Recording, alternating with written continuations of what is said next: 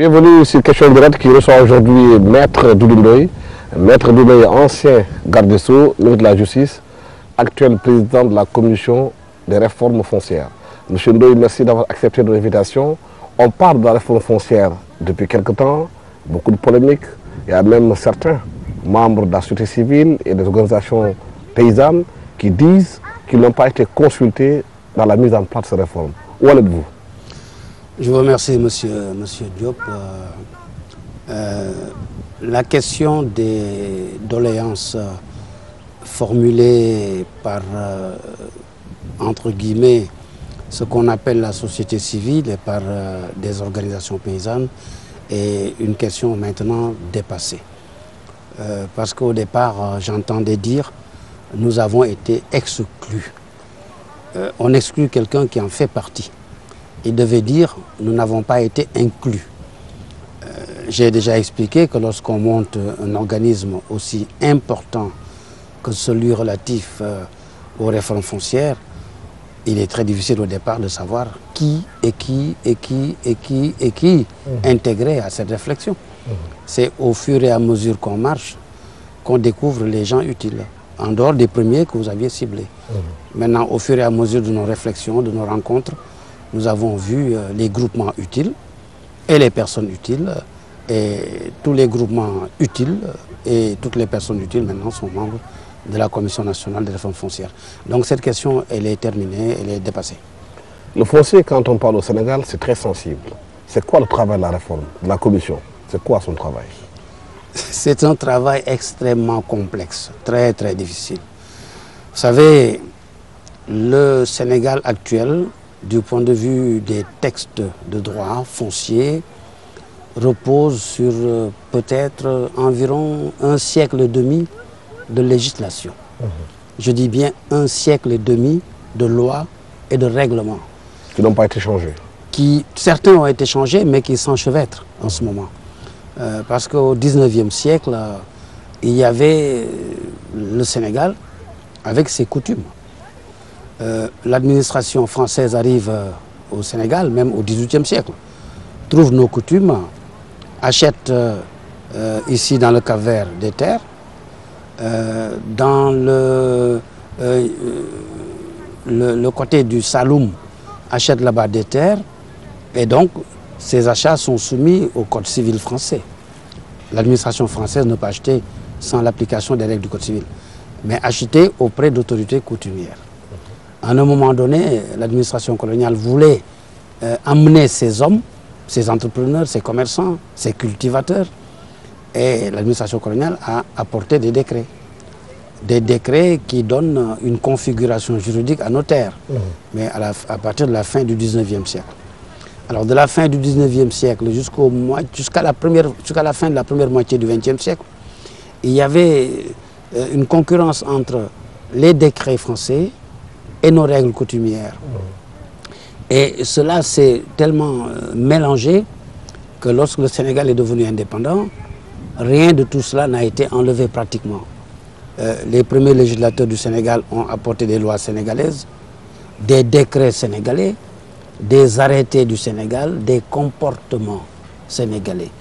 Comportement de préfet, comportement de sous-préfet, comportement de gouverneur, qui deviennent au fond des règles.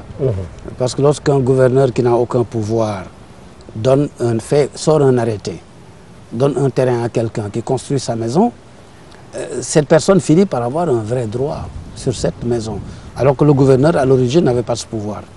De sorte qu'il y a un enchevêtrement de textes tels que lorsqu'on vous demande de faire une réforme foncière, il faut d'abord être sûr qu'on connaît tous les textes applicables au Sénégal et qu'on connaît toutes les questions controversées, sans compter ce qui se passe dans le monde rural depuis l'installation des conseils ruraux qui fait crier tous les agriculteurs du Sénégal et qui demandent des solutions, mais des solutions de sagesse et des solutions progressistes aussi.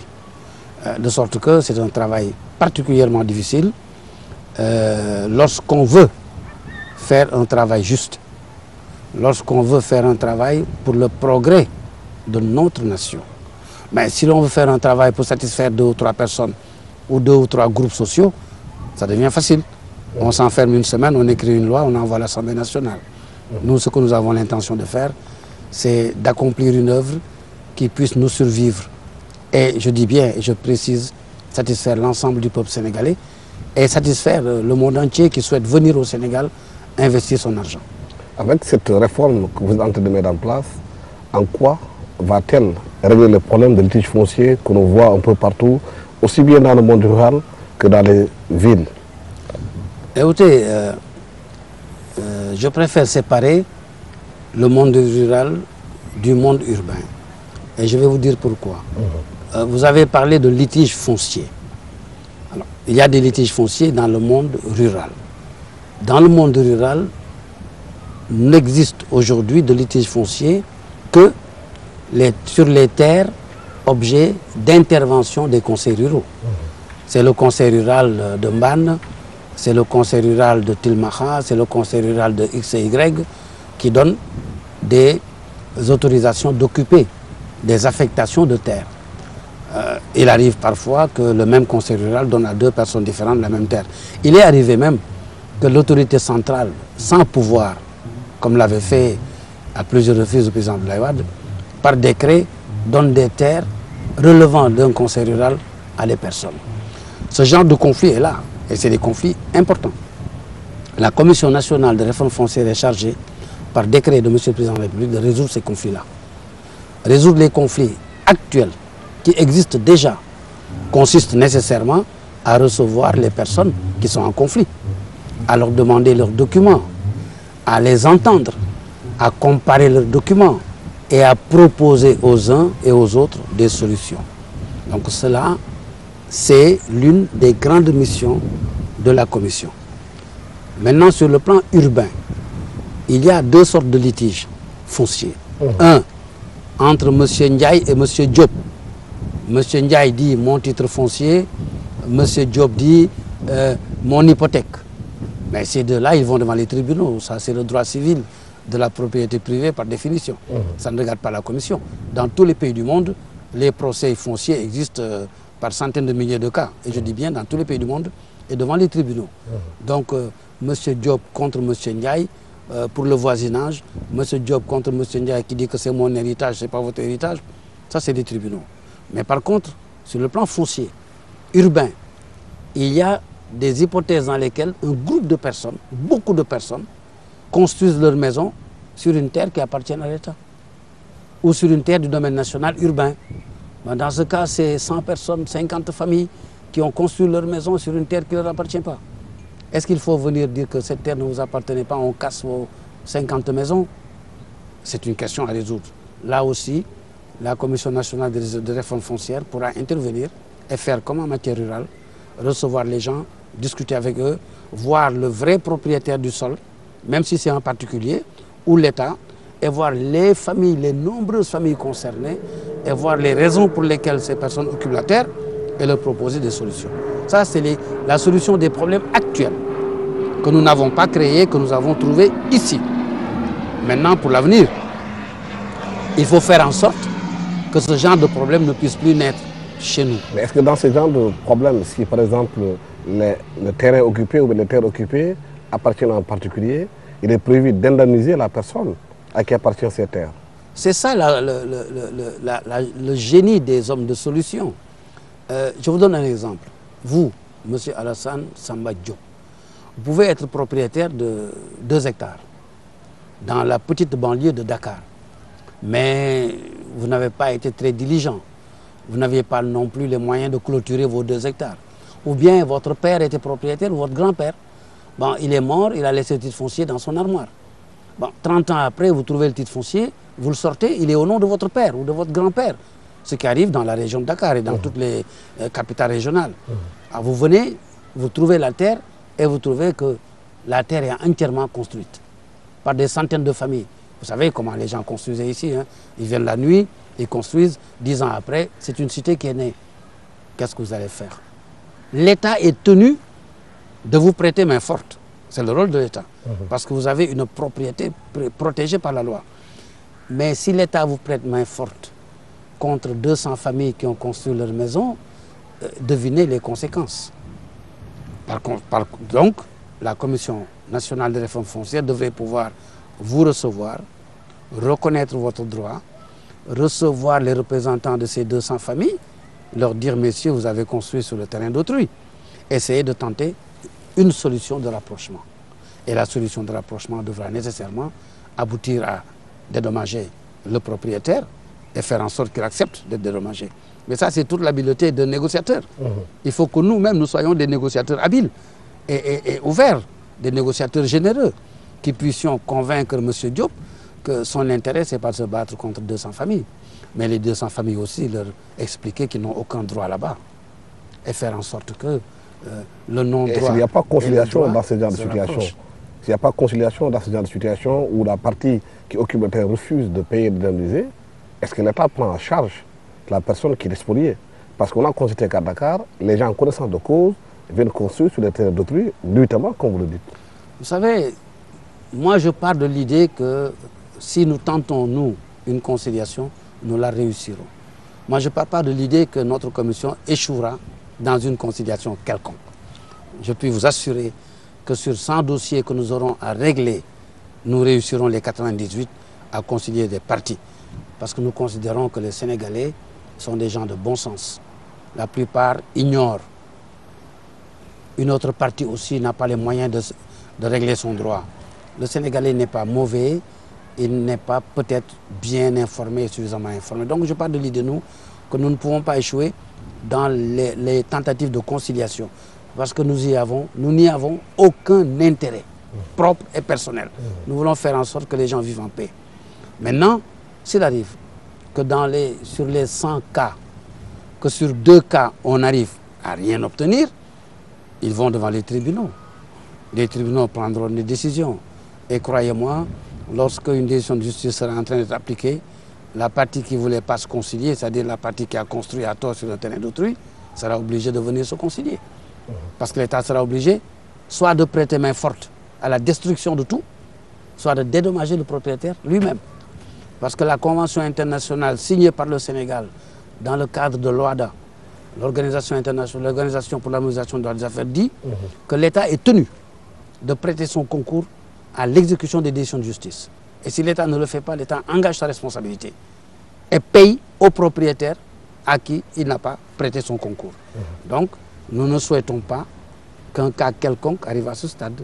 C'est pourquoi dans la noble mission que le président Macky Sall nous a confiée, nous avons la certitude que pour ce qui concerne les tentatives d'arrangement entre les occupants nombreux et un propriétaire, serait-il l'État ou un particulier, nous aurons une réussite à 98%. Maintenant, les 2% qui restent, l'État sera obligé soit de vous donner ses gendarmes, soit de vous payer. Dans les zones urbaines, il a été beaucoup question aussi des permis d'occuper, qui deviennent des titres fonciers. Où en êtes-vous par rapport à ce dossier? Oui, cette question est une très belle question, mais en même temps qui pose quelques approches de délicatesse. Pourquoi? D'abord, belle question. Pendant presque 70 ans, de Dakar jusqu'à Ziguinchor, Dakar, Pikine, Guédiawaye, Diourbel, Kaolack, Ziguinchor, toutes les villes traditionnelles anciennes du Sénégal ont été titrées par la France en son nom. La France dit « je suis propriétaire de Dakar ». Depuis quand? Je suis propriétaire de Ziguinchor. Depuis quand? Bon, c'est le fait colonial, mais la France n'a jamais été propriétaire de nos terres. Mais parce qu'on est fort, on arrive, on est colonisateur, on apporte ses propres lois, son armée, et on se déclare propriétaire. Et la France dit propriétaire des villes. Et dit aux autochtones, les gens de Ziguinchor, les gens de Kaolack, je vous autorise à occuper une parcelle de ma terre. C'est ça les permis d'occuper. Je vous autorise à habiter sur une parcelle de la Médina. C'est ça un permis d'occuper. Je vous autorise à habiter une parcelle de Pikine. C'est ça un permis d'occuper. Et maintenant, on dit, c'est injuste. D'autant plus que c'est économiquement mauvais. Quand on prend la moitié des maisons de tout un pays et qu'aucune de ces maisons n'ait sa vraie valeur marchande, c'est la mort économique de cette nation. Un bien est par définition quelque chose qui doit circuler de main à main, de papier à papier, qui enrichit son propriétaire et qui enrichit l'autre propriétaire. L'économie, c'est la rotation des stocks des biens et la plus-value. Quand on fait faire bouger un bien, on le vend, on a un bénéfice, on investit ailleurs. L'autre qui arrive, qui met un étage, qui vend, qui a un bénéfice, etc. C'est ça qui enrichit une nation. On ne peut pas enrichir une nation dans l'immobilisme. Et donc, économiquement, ce n'est pas viable ce qui se passe. Et juridiquement, c'est un scandale. Alors, il a été voté par l'Assemblée nationale du Sénégal de donner à toutes ces personnes-là, plus de 100 000, entre 100 et 200 000 maisons, à la place de ces permis, un titre foncier et gratuitement. Le président Macky Sall a réaffirmé à Londres, il a réaffirmé ici à Dakar que ces titres fonciers seront donnés gratuitement. Le président Macky Sall ne vend pas ces titres fonciers. Maintenant, une question se pose. Comment nous allons le faire? Voilà le vrai problème. Macky Sall nous apporte le soleil, mais le soleil risque de nous brûler si on n'a pas de gants. Alors, il se pose aujourd'hui la question de la coordination entre l'administration domaniale du Sénégal et la Commission nationale de réforme foncière. Nous devons coordonner nos actions. L'administration domaniale a les dossiers des permis. Tous les dossiers de tous les permis se trouvent dans l'administration domaniale. Mais nous, nous avons dit, et c'est notre position, acceptée maintenant par M. le Président de la République et par le directeur général des impôts et domaines, à la suite de nombreuses discussions. Mais maintenant, c'est accepté. La position de la Commission consiste à dire la personne qui vit à Ziguinchor n'a pas besoin de quitter Ziguinchor pour avoir son titre foncier. La personne qui vit à Kaolack n'a pas besoin de quitter Kaolack pour avoir son titre foncier. La personne qui vit à Saint-Louis n'a pas besoin de quitter Saint-Louis pour avoir son titre foncier. Donc nous devons faire une nomenclature, un ensemble de formulaires, des démarches administratives obligatoires, des droits de timbre, des droits de ceci, des droits de cela, de manière à ce que tout cela amplement publié au Sénégal permette à chaque personne, là où elle vit, de lire le journal officiel, de lire un journal quelconque, de recevoir des formulaires quelconques, de dire si je remplis ce papier, si j'apporte tel papier, si je donne tel autre papier, je vais auprès du bureau des domaines qui est à 200 mètres de chez moi, je vais leur déposer, ils vont faire le travail, ils me créent le titre foncier. À un moment donné, il a été pensé de faire marcher toutes ces personnes-là, de Ziguinchor jusqu'au ministère des Finances à Dakar, de Saint-Louis jusqu'au ministère des Finances à Dakar, pour y demander le titre foncier. Ça, c'est l'hérésie. En soit, il faut décentraliser. Mais c'est une hérésie, c'est quelque chose de particulièrement anormal dans un pays démocratique. Le plan de Ziguinchor existe. Chaque maison de Ziguinchor qui a un permis d'habiter a un plan et a son papier qui n'est plus valable, mais le papier existe et le plan existe. À Ziguinchor, il y a un bureau des domaines. Qu'est-ce qu'il y a? Il faut donner les moyens à ce bureau des domaines, des moyens logistiques, des moyens financiers. Il y a un conservateur de la propriété foncière. Il faut lui donner les moyens logistiques, des moyens financiers et dire au peuple, voilà ce que Macky Sall vous apporte. Et c'est cela que le président Macky Sall apporte à notre peuple. Mais il y a un aspect intéressant que vous avez évoqué, c'est les gens qui avaient des permis d'occuper, qui ont maintenant un titre foncier. Est-ce qu'avec ce titre foncier, il peut les valoriser sur le plan économique? Ah oui, oui. Lorsque du permis d'occuper, vous passez au titre foncier, mais vous avez tous les droits. Vous avez tous les droits, vous ne dépendez de personne. Vous ne dépendez que de votre propre vouloir. Vous pouvez vendre immédiatement cette maison si vous le voulez, c'est votre droit. Mais quelqu'un qui hérite, héritier, quelqu'un qui hérite de la maison de son père, qui est un agriculteur, qui a été à l'école de formation des maraîchers de Cambérène, qui veut avoir 2 hectares de terre pour cultiver la terre. Il est héritier d'une vieille maison qui est à Ziguinchor, à Médina, à Pikine. Mais qui veut vendre cette maison pour recevoir 10, 15, 20 millions, pour aller s'installer sur 2 hectares et cultiver sa terre. Vous lui dites, vous n'avez aucun papier, vous ne pouvez rien faire. Mais donnez-lui son titre foncier, il va le vendre à 20 millions ou 30 millions. Il va prendre 10 hectares de terre quelque part parce qu'il a eu une formation agricole, mais avec cela, il a son financement. Il va embaucher 10 ou 20 personnes comme lui et il va travailler cette terre. On parle d'agriculture pour les jeunes. Mais si ces jeunes n'ont pas d'argent, qui va leur donner l'argent? C'est leur père qui doit leur donner. Mais si leur père ne peut même pas vendre ou hypothéquer la maison, sa maison, où est-ce qu'il va trouver de l'argent? Tout bien quelconque sur la terre est fait pour rapporter de l'argent. On n'emporte pas nos biens dans la tombe. Il n'y a pas un seul bien sur la terre qui ne soit pas fait pour circuler, être vendu, être hypothéqué, être aliéné. Et ces titres fonciers peuvent aussi être déposés dans les banques pour avoir des prêts, hein? Oui, aujourd'hui, les banques qui vont se retrouver devant 100 000 ou 200 000 titres fonciers créés au Sénégal vont danser de joie. Parce qu'au moins sur 200 000 titres fonciers, il y a au moins 50 000 crédits possibles que la banque va accorder. Mais 50 000 crédits possibles, c'est 50 000 fois des bénéfices et des intérêts pour la banque, avec 50 000 garanties.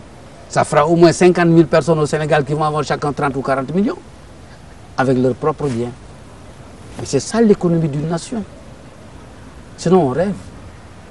Et le président Macky Sall, en ayant compris ce phénomène économique, nous permet d'aider simplement notre peuple, à retrouver son droit.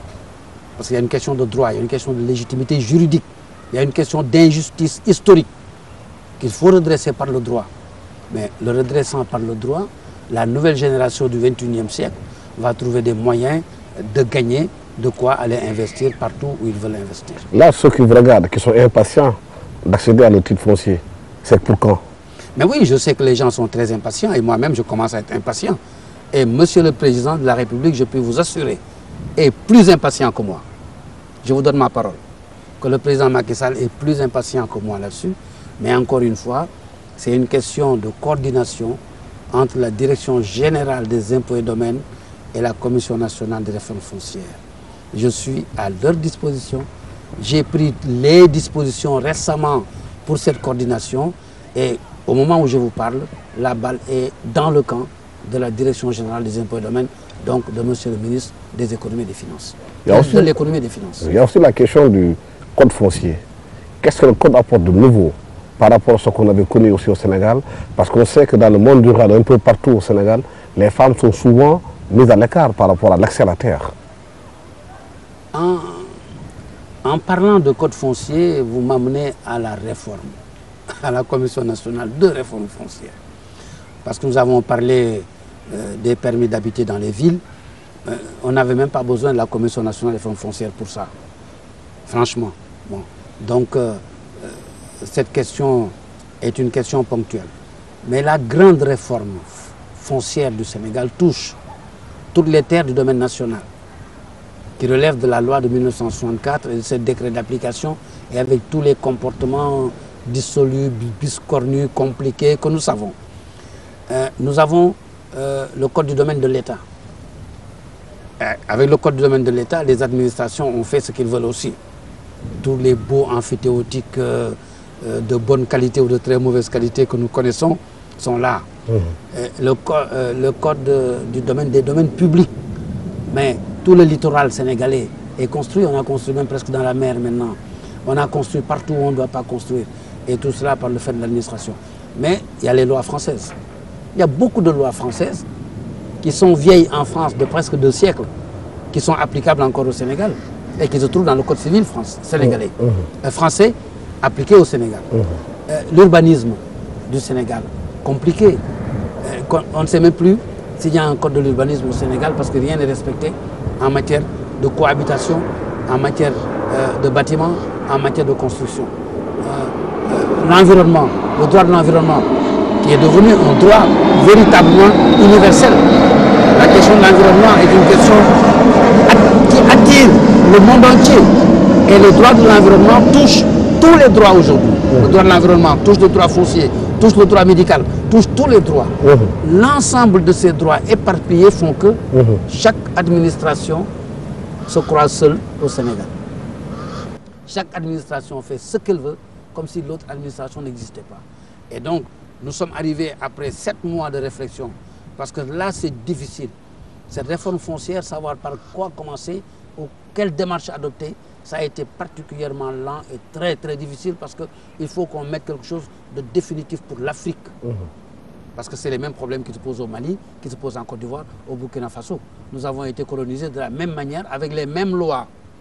portant des numéros différents. Donc, la solution sénégalaise peut être la solution de toute l'Afrique noire française.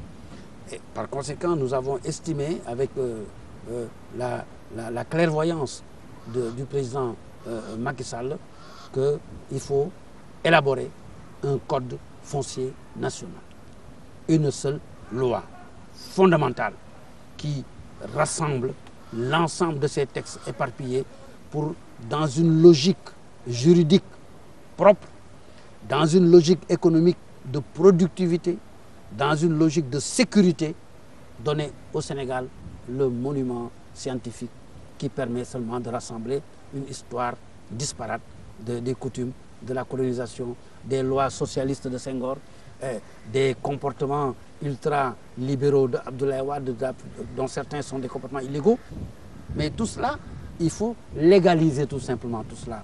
Réunifier, réconcilier mais quelle est la place, Sénégalais avec leur histoire. Quelle est la place des femmes et des jeunes dans tout ça, dans ce code? Vous savez, moi je mène un combat. Et croyez-moi, cela fait partie des plus grands combats de mon existence. Le combat pour les droits des femmes. La femme africaine, malgré les cas isolés qu'on cite, Linguère de ceci, Reine de cela, dès qu'on cite des exceptions, c'est parce qu'il y a une règle. Si la règle était que toutes les femmes étaient bienveillantes, bien saillantes, bien arrivées, on n'aurait pas eu besoin de citer des femmes. Donc moi je dis qu'en règle générale, la femme africaine est martyrisée. La femme africaine a des droits symboliques qui ne sont pas donnés réellement. La preuve est que moi, mon père biologique avait un premier enfant qui est une femme, et mon père biologique a enseigné en même temps qu'Alassane Ndiaye à Lou. Mais quand je dis souvent mon père, c'est mon père adoptif. Parce que mon père biologique est mort, j'avais 10 ans, et mon père adoptif a fait de moi ce que j'ai l'honneur d'être aujourd'hui, et croyez-moi, il a fait de moi, en tout cas, je ne pense pas qu'un autre père aurait pu faire mieux que lui. Et donc, parfois je parle de mon père biologique, et d'autres fois je dis mon père. Quand je dis mon père, c'est celui qui m'a éduqué. Quand je veux préciser, je dis mon père biologique. Alors, mon père biologique était instituteur, en même temps qu'Alassane Ndiaye Alou à l'école de la Médina. Pourtant, en bon Lébou, son premier enfant qui était une fille, ma grande sœur, n'a pas été à l'école. Parce qu'il disait à l'époque, si les filles vont à l'école, elles vont prendre des habitudes françaises, et puis après, je vais perdre ma fille. Moi, j'arrive, garçon, et me mets à l'école. Ma petite sœur qui vient juste après moi, c'est pareil. Elle ne va pas à l'école. Alors, mon petit frère encore qui vient après ma sœur va à l'école. Aujourd'hui, ma grande sœur et ma petite sœur qui sont extrêmement intelligentes n'ont pas eu la chance que j'ai. Mais ça, c'est le propre de toutes les femmes sénégalaises d'une certaine époque. Même les femmes de l'époque actuelle subissent la discrimination. Même les femmes actuelles qui ont été à l'école subissent la discrimination. Si vous allez dans les conseils ruraux, vous vous en rendrez compte. De telle sorte que le domaine qui nous concerne, qui nous intéresse, qui est le domaine foncier au Sénégal, au moins là-dessus, je puis vous assurer que les dispositions légales, juridiques, conformes à notre constitution et à toutes les lois du Sénégal feront de sorte que les femmes soient les égales des hommes. Dans l'accès à la terre. Dans l'accès à la terre. Dans tous les accès à toutes les terres du Sénégal. Est-ce que c'est une façon aussi de donner aux femmes un pouvoir, du point de vue économique aussi? Mais écoutez, cela va de soi. Les femmes constituent la fraction la plus nombreuse de nos sociétés. Et ensuite, mais les femmes sont des citoyennes comme nous le sommes. C'est un principe. La Constitution du Sénégal dit que les hommes et les femmes sont égaux en droit. Sont égaux en droit. Voilà l'expression de notre Constitution. Mais égal en droit, c'est quoi? Je ne peux pas avoir ce que vous ne pouvez pas avoir. Et donc, pourquoi donc moi, homme, on me permet par des comportements divers d'avoir des choses qu'on ne permet pas à la femme d'avoir? Ces terres du domaine national appartiennent à qui? À la nation. Les terres du domaine de l'État appartiennent à qui? À l'État. Mais l'État, c'est qui? L'État, c'est la personne morale qui représente nos intérêts et qui les encadre. Ces terres du domaine public appartiennent à qui? Au public. Donc, dès lors que c'est des terres qui appartiennent à l'État, et l'État, c'est nous, qui appartiennent au public, qui appartiennent au domaine national. La nation, c'est nous. Je ne vois pas en quoi il peut y avoir une discrimination entre un homme et une femme. Si c'est par le comportement des hommes, les lois doivent être faites de telle manière que les hommes n'aient plus l'occasion d'avoir ce genre de comportement. Et ça, nous allons le faire. Nous allons y arriver. Est-ce que le nouveau code foncier prend en charge les litiges qu'on voit un peu partout? On a vu par exemple dans la région de Saint-Louis, quand une société spécialisée dans l'agro-business a voulu s'installer, les problèmes ça a créé pour l'accès à la terre. On a vu aussi à Pout, avec Dangote qui veut s'installer là-bas, où les terres ont été affectées à certains marabouts, ça a créé beaucoup de problèmes. Il y a des jeunes du village qui manifestent pour demander que l'usine marche parce qu'ils ont besoin d'emploi. Au moins on parle de problème d'emploi aussi au Sénégal. Comment régler ce genre de questions? Vous savez, je vais revenir un petit peu, pour un petit détail seulement sur l'affaire des femmes, pour répondre à votre question. Nous avons eu la satisfaction, et moi je dis en tout cas, j'ai eu la satisfaction, et je pense que le Sénégal a eu cette satisfaction, de voir que sous la présidence de M. Abdoulaye Wade, une loi a été votée consacrant la parité politique. La parité politique signifie simplement que là où l'on doit voter, pour élire, les hommes et les femmes sont à part égale. C'est un progrès considérable pour l'Afrique. Mais ça s'arrête à l'élection politique. Mais l'élection politique, c'est une petite parcelle de la vie de l'ensemble de la nation. Et avec ce que le président Macky Sall va apporter aux femmes, à travers cette réforme foncière qui est au fond une grosse réforme économique, mais les femmes vont accéder maintenant à la possibilité de leur véritable indépendance. Je dis toutes les femmes, parce que toutes les femmes, avant d'être dans la politique, sont simplement dans la vie. Même les femmes politiciennes sont des femmes de la vie, tout court. Une femme qui est députée peut avoir une ferme. Une femme qui est mère peut avoir un petit champ. Donc, toutes les femmes du Sénégal, cette fois-ci, sont concernées par le progrès et par le projet de Macky Sall. Et toute leur vie actuelle et future, la vie de leurs enfants aussi est concernée. Je pense que s'il faut faire un complément ou une suite, Macky Sall complète, mais a une suite économique considérable au profit des femmes. Ceci étant, j'ai tout à l'heure expliqué sur votre question qu'il arrive que les conseils ruraux affectent des terres à des entreprises ou à des sociétés, parfois avec des erreurs, affectent une terre occupée par des villages. Lorsque la personne arrive avec ses tracteurs et tombe sur 3 villages qui sont au milieu des terres qui lui ont été affectées, il faut bien résoudre ce problème quand même. Parce que le conseil rural a pour vocation, d'abord, d'après la loi, de faire en sorte que ceux qui vivent sur le terroir profitent de ces comportements. C'est la première vocation pour ceux qui vivent dans le terroir, à condition qu'ils puissent développer leur terre. Maintenant, si le conseil rural donne à quelqu'un qui ne vit pas sur le terroir, c'est parce que ceux qui sont sur le terroir ne peuvent pas mettre en valeur ces terres-là. Et que celui qui arrive peut le faire. Donc le conseil rural devait d'abord faire des enquêtes pour savoir, pour connaître les limites de ces terres-là. Or, il arrive souvent que le conseil rural lui-même qui donne des terres ne connaît même pas les limites des terres qui sont données. Ça, ils le savent parfaitement. Le cadastre ne fonctionne pas bien, il n'y a pas un bon cadastre rural. Et il arrive que des villages entiers soient absorbés par une terre donnée à des privés. Mais là, nous, Commission nationale de réforme foncière, si nous avons les moyens de cette mission, parce que là, je n'ai pas dit que jusqu'à aujourd'hui, les moyens ne sont pas là. Bon, je t'ai dit une fois, je ne vais pas passer mon temps à dire ces choses-là, mais la Commission nationale des réformes foncières a aussi pour rôle d'essayer de rapprocher toutes ces thèses-là. C'est pareil pour l'entreprise Dangote. Bon, Dangote qui reçoit des papiers, il y a un citoyen sénégalais aussi qui a des papiers.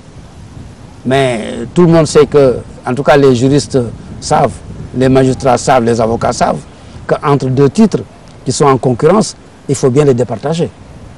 Et lorsque Dangote vient de l'extérieur pour entrer au Sénégal, comme nous sommes censés ne pas ignorer les lois, Dangote aussi est censé ne pas ignorer les lois du Sénégal. Moi, si je vais aux États-Unis ou si je vais en France ou en Belgique pour acheter quelque chose ou pour prendre quelque chose, je demande quelle est la loi française. Et si je me trompe de loi française et que je me rentre mal, je perds tout ce que j'ai apporté. Lorsque Dangote vient au Sénégal, avant de prendre, Dangote doit se dire quelle est la loi du Sénégal. et quelles sont les règles applicables au Sénégal. Ça, je dis, c'est la démarche de tout être humain dans la société des hommes. Mais que cela ne pose pas aujourd'hui le fait que les présidents de la République, que ce soit Abdoulaye Wade, mais que ça aujourd'hui donner un autre, est-ce qu'ils ont possibilité de donner des terres? Mais c'est ça le vrai problème. Alors, entre deux titres, Dangote arrive, semble-t-il, hein, je n'affirme rien parce que là je n'ai pas vu les papiers, mais semble-t-il que Dangote aurait reçu ces titres directement du président de la République, Abdoulaye Wade. Est-ce qu'un président de la République, quel qu'il soit, non, peut donner des terres? Il n'a pas ce pouvoir. Aucune loi au Sénégal n'autorise le président de la République par décret à affecter une terre à quelqu'un, bien qu'il soit président de la République. C'est lui qui a nommé celui qui doit affecter, mais lui n'a pas le pouvoir d'affecter des terres. Par conséquent, si c'est une terre relevant du domaine national, seul le conseil rural a le pouvoir d'affecter une terre de ce domaine national avec une décision qui soit confirmée par le sous-préfet ou par le préfet. Donc, on se trouve entre deux titres concurrents, dont l'un semble avoir été donné par un président de la République qui, même par décret, n'a pas ce droit. L'autre semble avoir été donné par un conseil rural, mais aussi souvent dans des conditions de fond qui n'obéissent pas aux règles de fond. Parce que dans une loi, il y a des règles de forme, de procédure. Lorsque le président donne une terre, sur le plan procédural, il n'en a pas le pouvoir. Mais lorsque le conseil rural donne une terre, le conseil rural a le pouvoir procédural. Mais est-ce que les conditions de fond sont remplies? C'est-à-dire, celui qui reçoit du conseil rural, est-ce qu'il a mis en valeur cette terre dans les conditions prévues par l'esprit de la loi sur le domaine national? Il appartient aux juristes de juger cela, mais il nous appartient à nous, Commission nationale des réformes foncières, de réconcilier les personnes. Mais il y a une autre question fondamentale. Nous devons les réconcilier, ça c'est notre rôle. Il y a une question fondamentale. Quand on vous affecte des terres, combien d'années devez-vous avoir la terre avec vous? Si vous ne l'exploitez pas, est-ce que l'État a le droit de reprendre la terre d'un autre? Si c'est le conseil rural, il n'y a pas de durée. Il n'y a pas de durée. Est-ce qu'il n'y a pas un manquement de la loi par rapport à cela? Parce que des gens peuvent venir, vous l'avez investi, on vous donne une terre, vous l'avez pendant 15 ans, 20 ans, 30 ans, 50 ans, elle n'est pas exploitée, les jeunes veulent du travail, les terres sont là, sont utilisables, vous ne l'exploitez pas, personne ne les utilise. Vous me parlez de la loi qui existe maintenant. Vous n'êtes pas en train de me parler de la loi que nous allons faire, nous. C'est ce que je demande. Ce qui existe aujourd'hui. Ce n'est pas ce que nous allons faire, nous, c'est autre chose. Est-ce que vous allez faire cela, revoir ce qui existe aujourd'hui, si c'était bon, il n'y aurait pas eu la Commission nationale des réformes foncières. Ce qui existe aujourd'hui, 80% de ce qui existe n'est pas bon. 80% de ce qui existe aujourd'hui n'est pas bon. Est-ce que sur ce cas bien précis, vous prévoyez de revoir? Ah oui. Sur ce cas bien précis, la Commission nationale des réformes foncières a des idées très claires. Ce genre de problème ne se posera plus jamais au Sénégal avec le code foncier. Ne se posera plus. Le foncier est important, mais aussi il y a la Constitution. Vous êtes constitutionnaliste, vous avez beaucoup écrit sur la Constitution au Sénégal. On parle de réforme institutionnelle au Sénégal. On a mis en place la Commission de réforme des institutions. On parle du mandat du président de la République qui va être revu à 5 ans. Il a fait une promesse. Le mandat du président de l'Assemblée nationale qui est 2 ans avec Ndella Sada Ndiaye. Qu'est-ce qu'il faut faire pour avoir une stabilité des institutions? Vous savez, franchement, écoutez, nous avons suivi récemment la conférence de presse de M. le Président Barack Obama. Il a dit, je suis venu au Sénégal pour plusieurs raisons. Mais l'une des raisons est que le Sénégal est classé parmi les pays démocratiquement stables. Il l'a dit. Avec une alternance normale, des institutions politiques stables, le président Barack Obama... Il y a une constitution mouvementée qui est charcutée de gauche à droite. La France a modifié 17 fois la constitution de 1958. Nous sommes à 19. Et pourtant, la France a fait 17 corrections de sa constitution. Le problème, ce n'est pas une correction de constitution. Vous m'avez parlé d'institutions stables. Absolument. Mais les institutions sénégalaises sont stables. On peut ne pas être content aujourd'hui, on peut être mécontent demain, mais nous avons des institutions stables. L'indépendance a été déclarée officiellement le 4 avril 1960, sauf erreur de ma part. Avez-vous vu, en dehors de la crise Mamadou Dia, Léopold Senghor, une crise politique grave au Sénégal? Personne ne peut. Il y a des sous-le-saut. Oui. On a vu avec le mandat d'Abdoulaye Wade, ce que ça a causé aujourd'hui. Les contestations. Ce n'est pas une crise politique. Il y a 12 morts au moins. Lorsque le général de Gaulle est parti à Baden-Baden au moment de la grève de 1958, il avait failli jeter le tablier. C'était une crise de société qui le conduisait à vouloir jeter le tablier, à aller voir son ami Massu à Baden-Baden. Mais ce n'était pas une crise politique grave. Le Sénégal n'a jamais connu une crise politique grave. Je parle de crise politique de nature à paralyser les institutions de la République. Le Sénégal ne l'a jamais connu en dehors de Mamadou Dia Senghor. Mais pour renforcer la démocratie sénégalaise, qu'est-ce qu'il faut faire aujourd'hui? Est-ce qu'il faut améliorer le fonctionnement du pays? On parle de cours constitutionnels un peu partout, le BDANA, où le citoyen peut saisir la cour par rapport à des choses auxquelles ils ont des griefs. Je préfère dire pour améliorer et rendre meilleur encore le fonctionnement de notre pays. Vous savez, le mot démocratie a été bien galvaudé et je ne l'aime pas trop d'ailleurs. Parce que... Pourquoi? Parce qu'on l'utilise à tout bout de champ. Je préfère dire seulement améliorer. Mais pour revenir à votre question, je ne vais pas vous disperser. Je voudrais revenir au départ de votre question. Vous avez dit Commission nationale de réforme des institutions.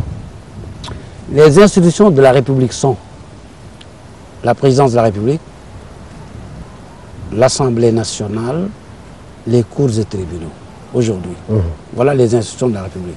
Alors quand on dit Commission nationale de réforme des institutions, ce n'est pas une commission nationale de changement de constitution. De réforme des institutions, tout le monde est en train de glisser à changement de constitution. Mais dire que sur le fonctionnement de la présidence de la République, telle chose ne nous convient plus, mais c'est normal de changer cette chose-là. Dire que dans le fonctionnement de l'Assemblée nationale, telle chose ne nous convient plus, mais c'est normal de changer. Dire que dans le fonctionnement de la justice au sens large, englobant le Conseil constitutionnel ou dégageant le Conseil constitutionnel et en faisant une troisième institution du Conseil constitutionnel, telle chose ne nous a pas convaincus. Vous savez parfaitement que j'ai combattu à fond les idées d'Abdoulaye Wade concernant son Conseil constitutionnel et son mandat. Mais dire que tout ça ne nous convient pas, on le change, il n'y a rien d'anormal. Mais Commission nationale de réforme des institutions, on dit, on va faire une nouvelle constitution au Sénégal. Nous en avons le droit. Parce que